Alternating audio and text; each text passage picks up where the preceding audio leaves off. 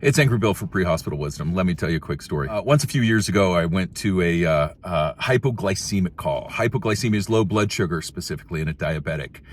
When a blood sugar falls below about 50 or so, people become confused. They can even become combative. They get pale, they get sweaty, rapid heart rate, feeling kind of weak, feeling kind of jittery, some stuff like that. We've all felt a little bit of low blood sugar, but this is low blood sugar down to where it's affecting the brain level. So this is not a big deal call. This is a call that we handle all the time. Check a blood sugar, make sure it's low, make sure it's not something else, start an IV, give some dextrose, straight into the vein. We give 10% nowadays.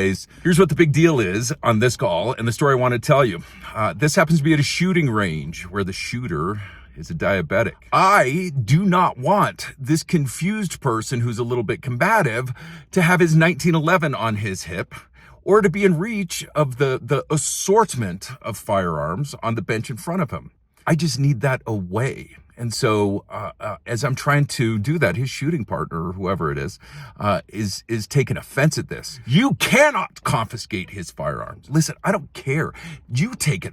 I just don't want him confused, thinking I'm the devil taking his firearm. It's the equivalent of a profoundly drunk person. I don't want them driving. I don't want them armed, and certainly not while I'm treating them. I just don't understand the prickliness about it, man. Like, let me wake him up. Once he's fully awake, we'll give him a sandwich and his 1911 back.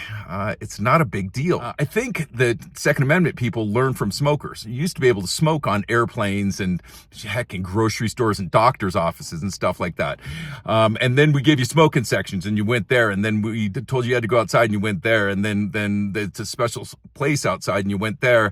And so now suddenly there ain't no smoking allowed. And so when we ask Second Amendment or gun people to do anything, they're like, nope, we saw what you did to those smokers. But it relates to scene safety. I just can't have a confused person be armed while I'm treating him. It's not that big a deal. I'm not taking his guns. This is not a permanent thing. I do the same thing with police officers. A police officer in a car crash, a police officer with a head injury, a police officer that is hypoglycemic due to his diabetes, his partner, his sergeant, or me, one of us needs to take his firearms away until that situation is settled. I often don't have the sergeant come and get dude's firearms, the police officer's firearms. A lot of times another police officer, like a partner or something like that, is better because they know where the backup that he may not supposed to have is down on his ankle or whatnot.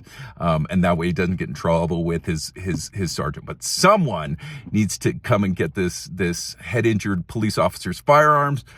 Someone needs to get firearm off the hip of a hypoglycemic at a gun range. I am not afraid of guns. I know that they're just tools. I know that it's not a big deal. It is the a wielder, not the firearm itself. I get that. When the wielder is confused, altered, combative, you're not allowed to have a firearm. Let me know what you think down in the comments. This is Angry Bill for Pre-Hospital Wisdom. Until next time, make sure and stay safe.